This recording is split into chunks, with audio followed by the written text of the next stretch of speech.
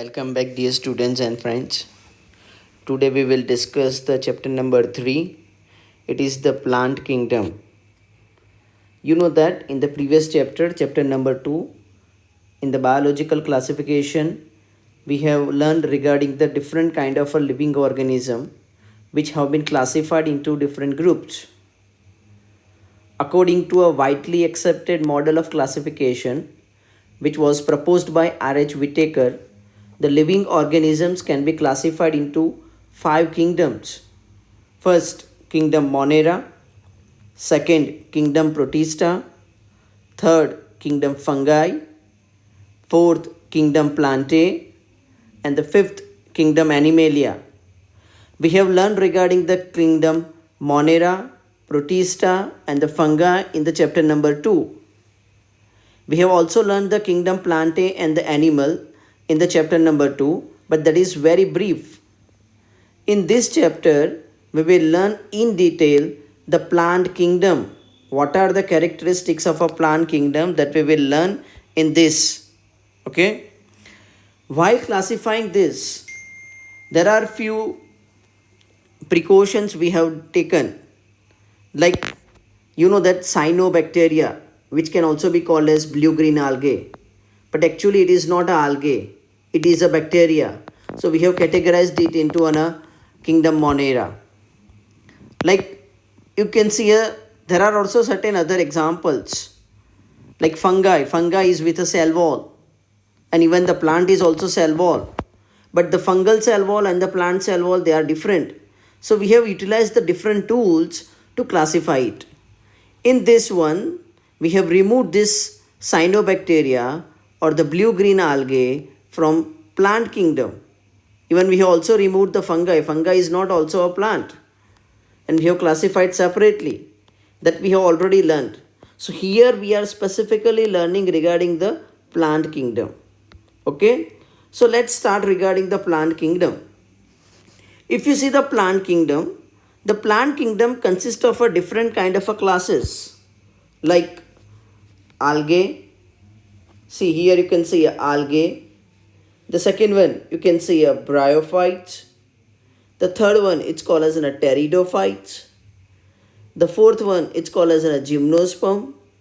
And the fifth one it's called as an angiosperm. So these are the 5 classes of a plant kingdom. I again repeat which are the classes of a plant kingdom. The first one is called as an algae. The second is called as bryophytes. Third is called as pteridophytes. The fourth one is called as gymnosperm. And the fifth one is called as an angiosperm. So see here we have classified it based on their phylogenetic evolutions. That means if you go from an algae to an angiosperm, the complexity of a living organism or the complexity of a plant gets increased. The algae has very simple structure compared to an angiosperms. And as you move from algae to bryophyte, we will see that the complexity in the body structure can be observed. So this is a different classes of a plant kingdom. We have to learn each classes of this plant kingdom in detail. Today we will learn a brief regarding the first one, what we call it as an algae. So let's discuss regarding a algae. Okay. So now we are moving ahead with the algae. So what is an algae? So first of all, it is a plant. It is a class of a plant and it is a chlorophyll bearing organism. Remember, it contains a chlorophyll. Okay. Now, there are few points which you have to remember. And one of the point you have to remember in each plant is regarding their body organization. So if you see the body organization of an algae, it is very simple and it is a thalloid structure. Means a thallus-like structure you can observe. Thallus-like structure or the thalloid structure, that means here the plant is not differentiated into a stem, root, leaf like organ. Means when the plant is not organized or differentiated into organs and the tissue, such simple structure is called as a thalloid structure. Means in the algae, though algae is a plant, you cannot see the organs like stem, root, leaves. Okay, because its body is not organized so complexly. It is a very simple organization. Now you know that this algae, they bears a chlorophyll or they possess a chlorophyll. Hence the mode of nutrition you can find in algae is autotrophic. The algae are autotrophic because they can prepare the food with the help of a sunlight. And why they can prepare the food? Because they have a chlorophyll in them. So that's why it can prepare the food. Now, where this algae can be found? So if you can see the algae can be found in aquatic location. This is the location, aquatic location. Aquatic means in a water, and it can be found in a both kind of a water, fresh water as well as in a marine water. It can be found. Apart from that, there are also few other species or other locations or habitat where the algae can be found. So what are the other habitat where the algae can be found? The first one is moist stone, second is soil, and the third one is a wood. These are the other habitat apart from the aquatic habitat that can also be found in a moist stone, soil, and the wood. One thing you have to remember that algae require a moist condition or the presence of a water for its growth. So it can be easily found nearer to a water. There are also some exceptional algae which can also be found with some other organisms. Like in case of a lichen, you can see. In case of a lichen, you have learned the lichen in the previous chapter, chapter number 2, biological classification. You know that what is a lichen? Lichen is a symbiotic relationship between the algae and the fungi. Here you see that algae, they live with the another organism called as a fungi. Okay, so algae can also live with another organisms like a fungi, like in the case of a lichen. Even it can also live with some animals, like it can live on the body of a sloth bear. Okay, so this is where you can find the different kind of an algae. Okay, next, the next thing is that here the size and shape of a algae is highly variable. The size and shape of a algae is highly variable. That means you can find a very small size to a large size algae, as well as you can see the different shapes of a algae can be observed. Like see, you know that there is a presence of microscopic unicellular form. Microscopic, which cannot be even seen through our naked eyes, and they are just made up of a cell, one cell, unicellular. Like the, you have to remember this example. So which one is a microscopic unicellular algae? It is Chlamydomonas. This is the microscopic unicellular algae. The second, which can also be found in the colonial form. Colony, that means they can live in a group or they live in a colony. So the example of colonial form is a volvox. This is an example of a colonial form of an algae. The third form you can find which can exist in a filament. They exist in the form of a filament. Like for an example, Ulothrix and the Spirogyra. And the last, the algae can also be found into a marine water or the sea, and the example is a kelp. So students, you have to remember these examples. The example of microscopic unicellular algae is a Chlamydomonas. The colonial form of an algae is a volvox. The filamentous form of an algae is the Ulothrix and the Spirogyra. And the marine form of an algae is the kelp. Okay, so this is regarding the body organization, mode of nutrition, and the habitat of an algae, and even the size and shape of an algae. Now we have to learn the another aspect of an algae, and that is a reproduction. So how the algae reproduces? Whatever the class of a plant we will learn this characteristic. We will learn regarding their main characteristic. Second, we will learn their body organization, mode of nutrition, habitat where they are living, and the reproduction. We have discussed most of the part except a reproduction. So let's discuss the how the algae they reproduces. So algae reproduces by three methods. The first one is called as vegetative reproduction. The second one is called as asexual reproduction. And the third one is called as sexual method. Okay. So these are the three ways by which the algae reproduces. The first one, I am just underlining it. The first one is called as vegetative. The second one is called as asexual. And the third one is called as sexual method of reproduction. So these are the different types of reproduction you can observe into an algae. We will discuss in detail how the algae utilize the different way of reproduction. So first of all, we are going to start with a vegetative reproduction. This is the vegetative reproduction. In a vegetative reproduction, there are different methods like fission, fragmentation, sporulation, and so on. But here the algae, they reproduces by a fragmentation. This is the method it adopt. A fragmentation method it adopt for a reproduction.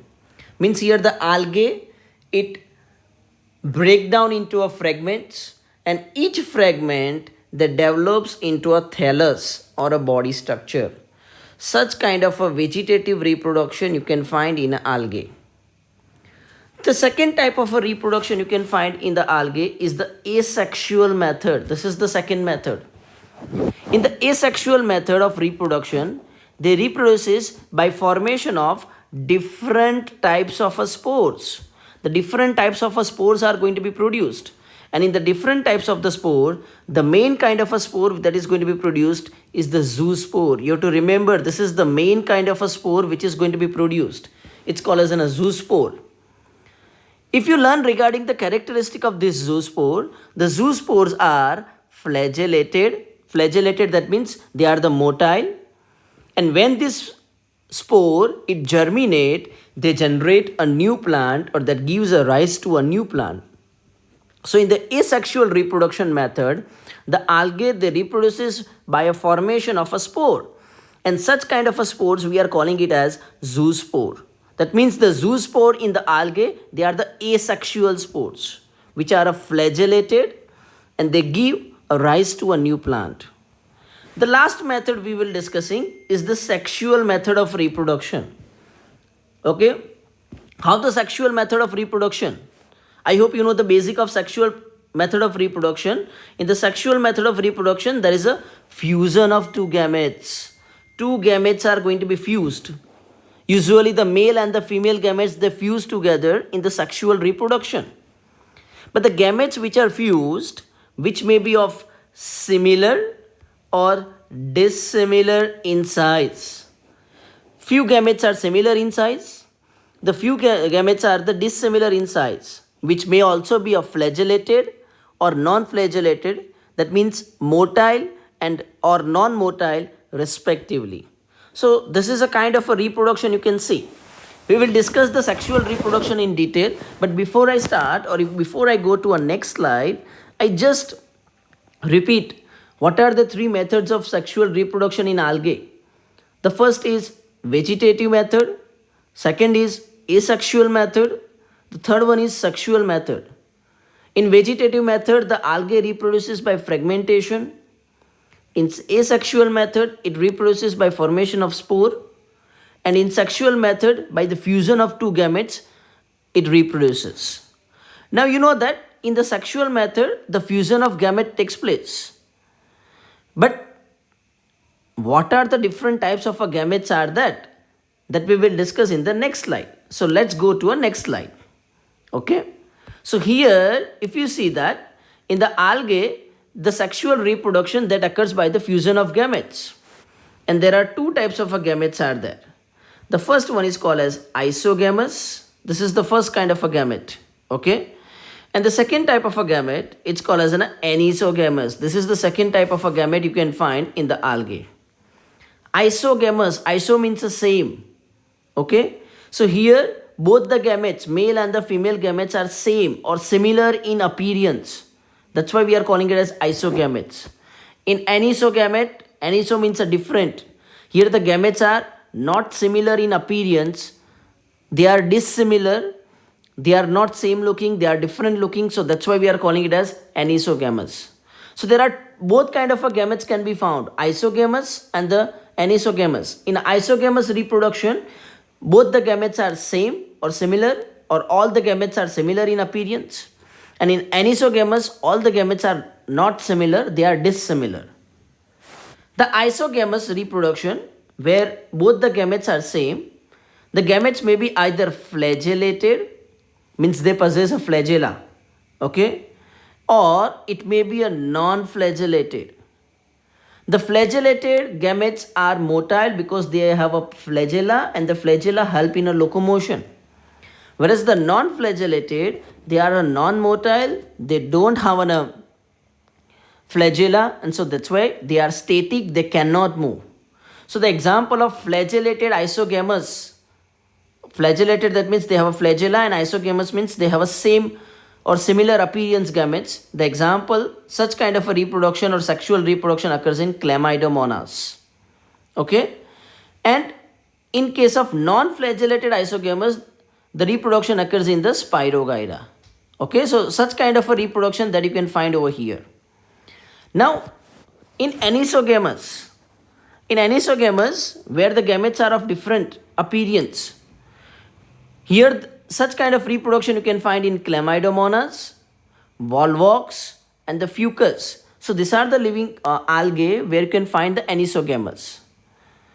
Anisogamous sometimes can also be called as oogamous, OOGAMUS. It can also be called as oogamous. Like see, this is a spelling, it's called as oogamous.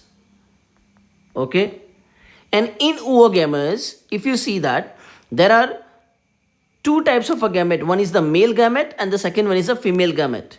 So there are two types of a gamete you can find in it.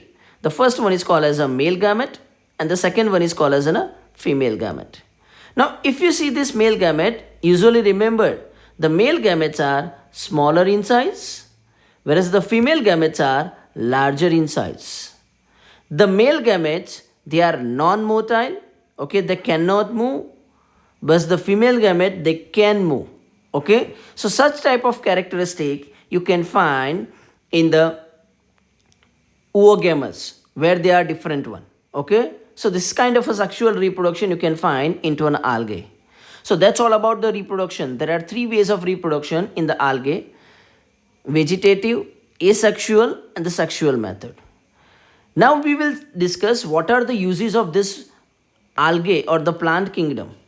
So we will discuss regarding the importance or the uses of algae. Many short questions or the short note can be asked on this, so you have to prepare accordingly. You also have to remember the few examples of algae. So let's see what are the importance or what are the uses of algae. The first importance or the uses of algae. The algae, you know that their mode of nutrition is autotrophic. They prepare its food by a process called as photosynthesis. And you know that in a photosynthesis, the plant consume a carbon dioxide from atmosphere. Carbon dioxide is one of the requirement to prepare a food in the autotrophic plant. So algae is also autotrophic. They perform the photosynthesis. So also it needs a carbon dioxide and it takes the carbon dioxide from atmosphere. So if you see this algae, the algae has capacity to fix at least half of the total carbon dioxide present in the earth. That means it has a very significant use. It can also be used to reduce the pollution from our environment. This is one of the use of an algae. The second one is it is also used to increases the level of oxygen in the surrounding. Because during a photosynthesis, the oxygen is produced, carbon dioxide is consumed, but the oxygen is produced. So the oxygen which is produced, they are liberated or released in the surrounding environment. And so here the algae can do the same. And it increases the level of oxygen in the surrounding. And you know that oxygen is necessary for the survival of many living organisms, specifically different types of animals.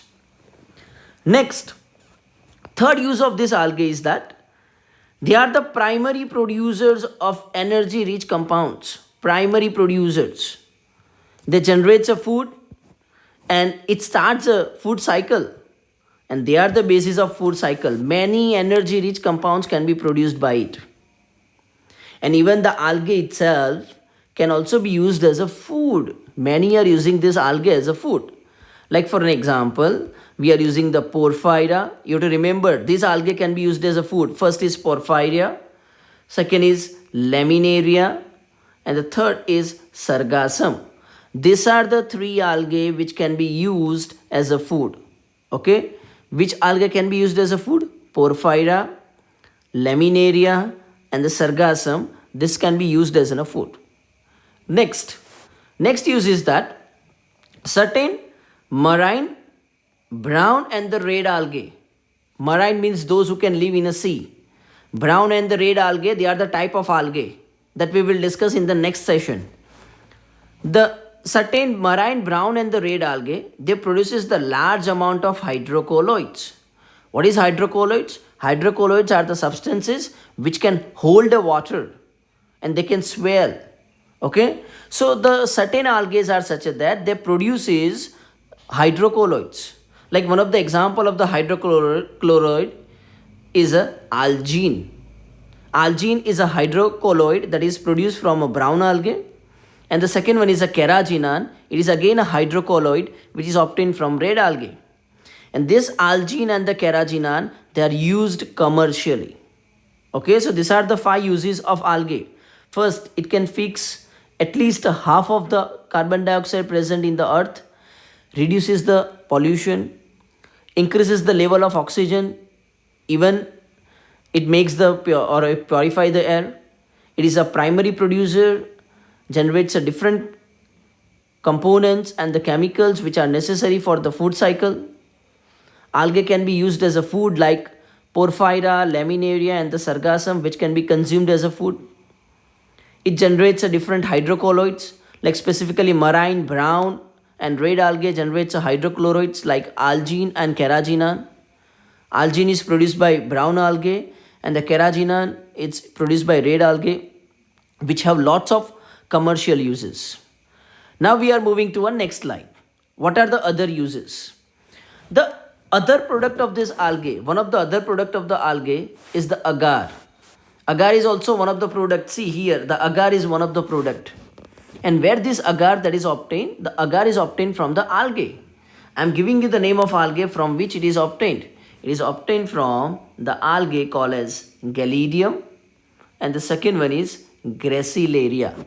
These are the two algae, Gelidium and the Gracilaria. These are the two algae which are used to produce is the agar.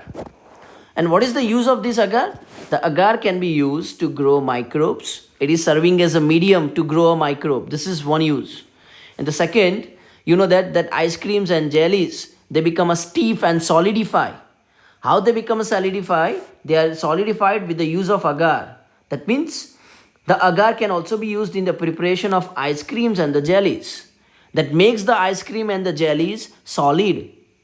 Okay. So the agar is used. Remember, this can also be asked in MCQs or 1 mark question. Agar is obtained from Gelidium and Gracilaria, which can be used to grow microbes and in preparation of ice creams and the jellies. Next is chlorella. Next algae is chlorella and the spirulina. If you see this chlorella and the spirulina, both are unicellular algae. So these are the other 2 examples of unicellular algae. You already know the one example of unicellular algae, that is Chlamydomonas. Apart from Chlamydomonas, chlorella and spirulina, they are also examples of algae, unicellular algae. And these algae, they are rich in proteins. And as they are rich in proteins, they can be used as a food supplements. Remember this chlorella and the spirulina that can be used as a food supplement even by the space travelers. In the space travelers, there is no food. They have to carry food from the earth.